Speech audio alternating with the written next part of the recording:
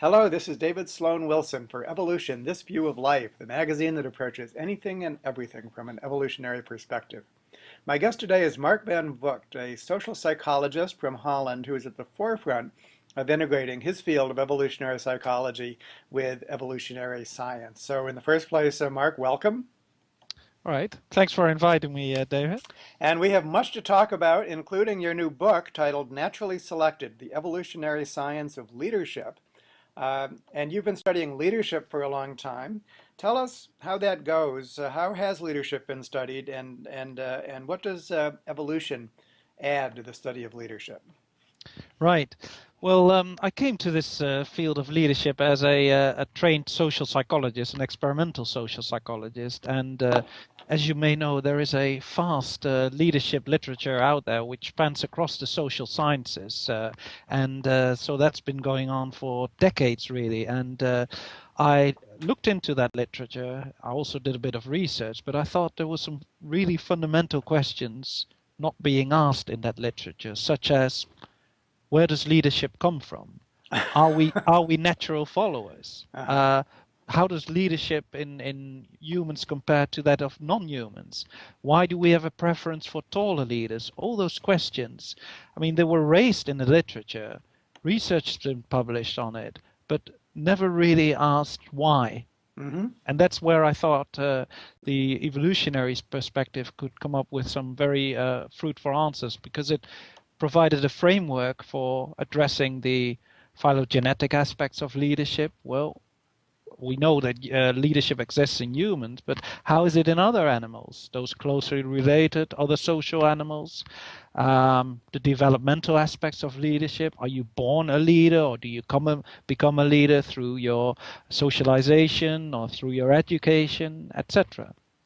And these were questions which were somewhat addressed in this vast prior literature, or not at all addressed. And I ask because this, what we say about leadership is going to go for each and every sizable human-related subject that's out there, and we both know that. But it's one of the themes that has to be conveyed to the readership, basically, of evolution, this view of life. But continue. Well, So. Well, here is a classic example. I mean, I started really with the Handbook of Leadership, which has been published since 1948, every 10 years or so, which contains, I don't know, the last edition probably contains 10,000 references or more to 10,000 studies. And I could only find in that big handbook of leadership one little paragraph saying that, oh, we also have documented examples of leadership in wolves, hyenas, lions, and the gorilla or something like that. And that's it.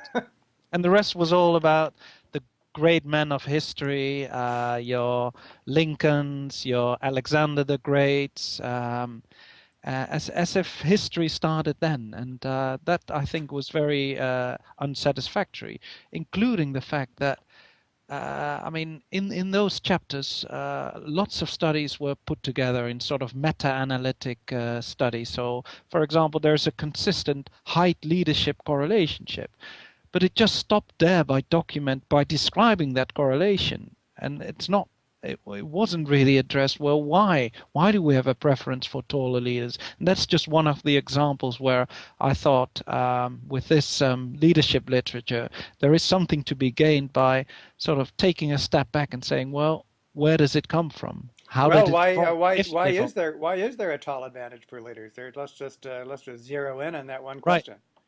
All right. Well, that's different hypotheses out there, but at least an evolutionary framework offers you the opportunity to generate different hypotheses. So, well, first of all, the height leadership advantage is there. We've now shown that it's particularly for men, not so much for women, and one of the explanations that we have is that height is some sort of cue which might signal leadership ability in various kinds of domains. So one of the domains might be protection, for example, protecting the group. a taller leader might give you certain benefits, if you like. So the other hypothesis is that it's a sign of health, particularly probably in a sort of ancestral environment. Height might have been associated with health, perhaps good genes, and so given that a leader, particularly in our sort of hunter-gatherer type society, it was quite a physical effort, if you like. And That's so, right. Your physical stature basically would mean a lot as far as your ability to get things done as an individual or your ability to function as a leader. So even if that's not the case now, right, we have all those instincts basically for evaluating our social partners, and their physical stature right. is among them. So that's Exactly, and that, so taking that step back, I think, has allowed me at least to answer a lot of these enigmas that were out there in the leadership literature, and one of them is the height leadership relationship. But there's quite a few examples of those.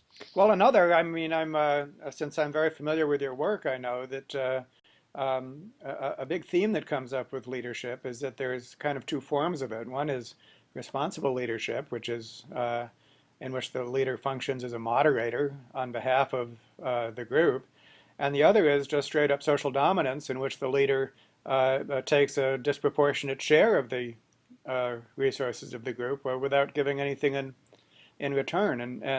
Right. And could you talk about that both in non-human species and in human species? Right. Yeah. So one argument that we put in the book is that I mean, leadership evolved for a purpose. That is clear. It does so in all social animals, and there's now accumulating evidence for it in fish, for example, in ants, as well as in chimpanzees and in humans. And so leadership, if you look at it sort of very basically, is that whenever there is a form of coordination that is required, you get some form of leadership followership. It doesn't have to be the same individuals leading or following all the time. It can be, but it doesn't have to be. And so from that perspective, you could say, well, leadership evolved for coordination purposes, but who does the coordination differs. It could be the one that is most prestigious, for example, the one that offers some sort of valued good to the group, the one that is most knowledgeable, for example, about a long forgotten waterhole, such as in the elephants. That's the matriarch elephant, if you like, that leads in that particular domain. But it could also be when it is, for example, settling scores with another group out there. It might be the more dominating, physically strong individual So leaders leading. are chosen according to context. I know. Exactly, In the anthropological literature, there's often peace chiefs and war chiefs, exactly. and that's just explicitly different leaders for different Right. domains. So, and at some point, what happened, and what we argue here in human evolution, is that you've got a hierarchy which emerges for group benefits because the group needs to solve particular problems, and that gets sort of conflated with a dominance hierarchy, which exists in really all primate species.